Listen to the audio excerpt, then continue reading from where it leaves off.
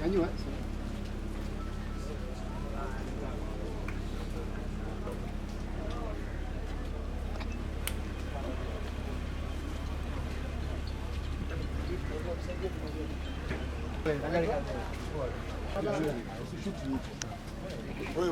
Madi.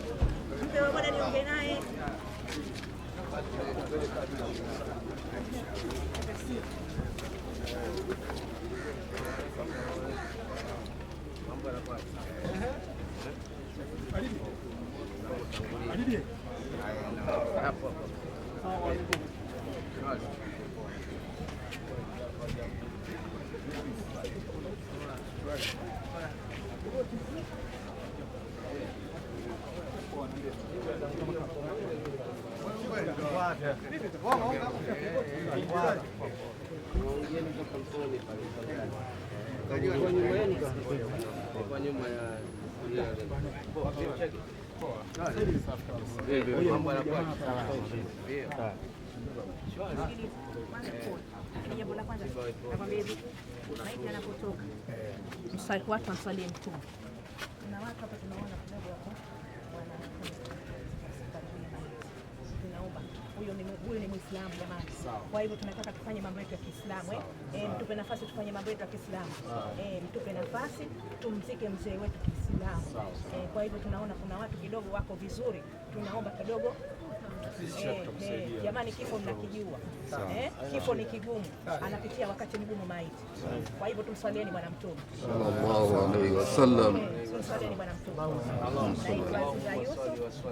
Mjukuu wa Jamro. Kwa hivyo kama nasema tu, nimekuja nasimama, tumzike maiti Kiislamu. Wacheni mambo yetu ya ujana, mambo ya kidunia, tupateni mambo yetu ya dini inshallah.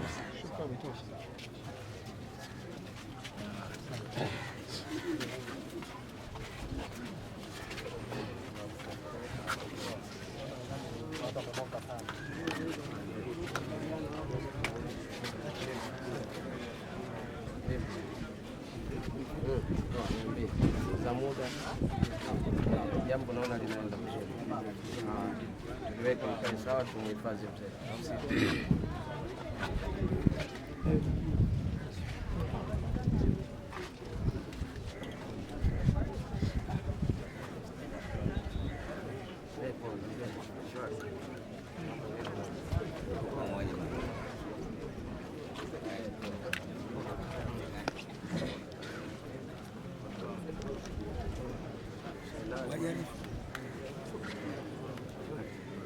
Tulia Gabriel, tuondoke.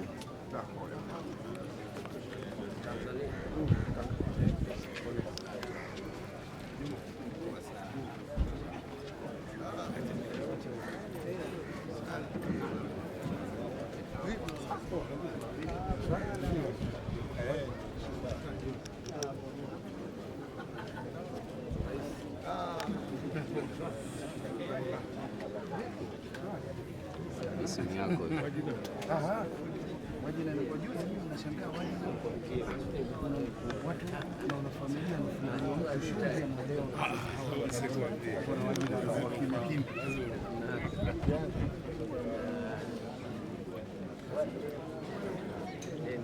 Mwanangu unaingia sana. Natamani kukuambia sema tunakuheshimu. Wewe ni familia.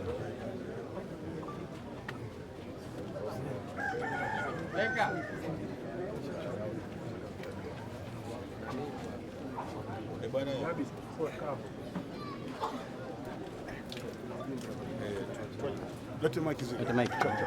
Bigi lete mic nisipo chapa. Mic nisipo. Lete mashine zote mic hapa. Lete. Analeta.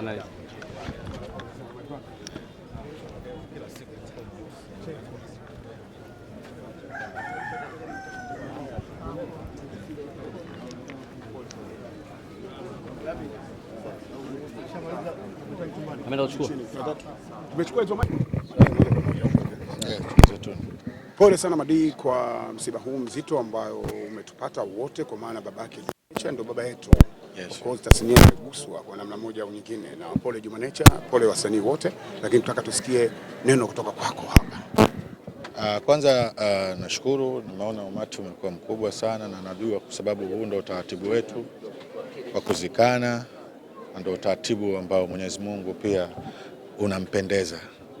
Tumempoteza mzee wetu, tunajua namna ambavyo ndugu yetu Juma anavyojisikia kwa sasa hivi, kwa sababu hata sisi pia tushapitia hizo hali, tunaelewa, tunamwelewa namna gani anavyojisikia. Kwa hiyo tupo hapa kwa ajili ya kumfariji yeye, kama unavyotuona hapa iko Chege, Spectre Harun, Jemo, Mwaya, Siena Faida, SO, Sogi.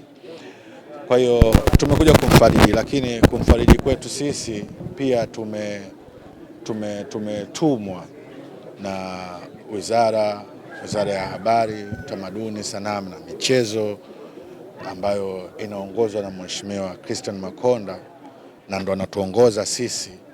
Ametuambia tuje tumshike mkono rafiki yetu, tumshike mkono kwa sababu mwisho wa siku huu ni msiba, sisi tutaondoka, yeye atabaki nyumbani peke yake. Kuna vitu vingine vitakuwa viende sawa. Kwa tupo hapa kwa ajili ya kuwakilisha pia hiyo rambirambi ambayo tumepewa na Mheshimiwa Makonda kwa ajili ya ndugu yetu hapa. Juma, pole tena kwa msiba. Kabla tujakwenda kwenye rambirambi, tungetaka tusikie neno lako baada ya kufika hapa, kufikisha mwili wa mpendwa wetu, na baadaye kidogo tutakwenda kumpumzisha kama mtoto wa marehemu. Karibu. Mimi kwanza kabisa napenda kuwashukuru ndugu zangu wote ambao wamekuja hapa kunisapoti ndugu yao, sababu baba yetu wote. Kwa mfano kama hapa napoona wasanii wenzangu, siwezi kuongea sana kwa sababu ndio tunaenda kuzika, ila nawashukuru wote waliokuja hapa kwa imani yao, wamuombe Mwenyezi Mungu Subhanahu wa Ta'ala amsaidie mzee wetu na adhabu ya kaburi. Pole sana Juma.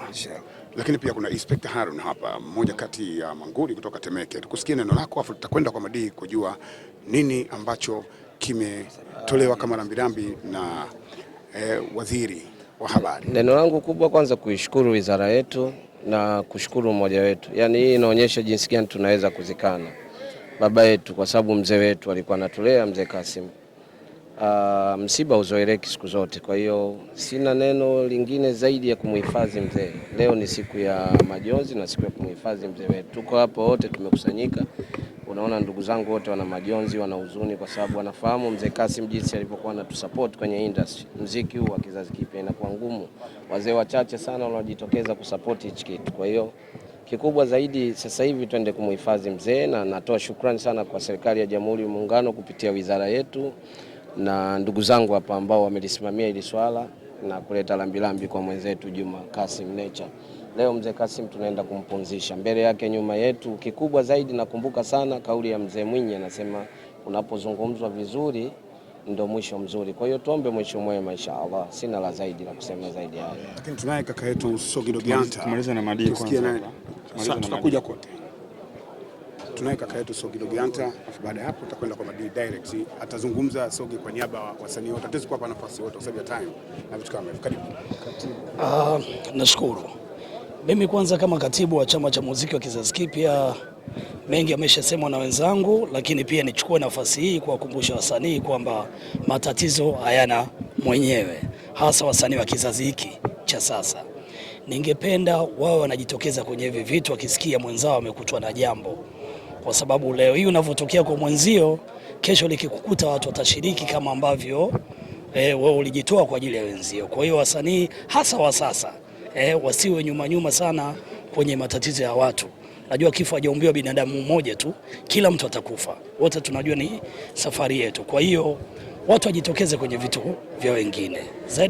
Zaidi ya yote basi tukamstiri mzee wetu.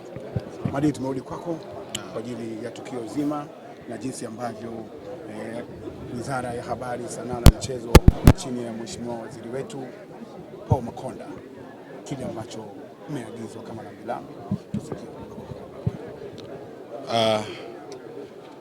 Naogopa kwenda direct moja kwa moja kufanya hichi ambacho nataka kukifanya hapa.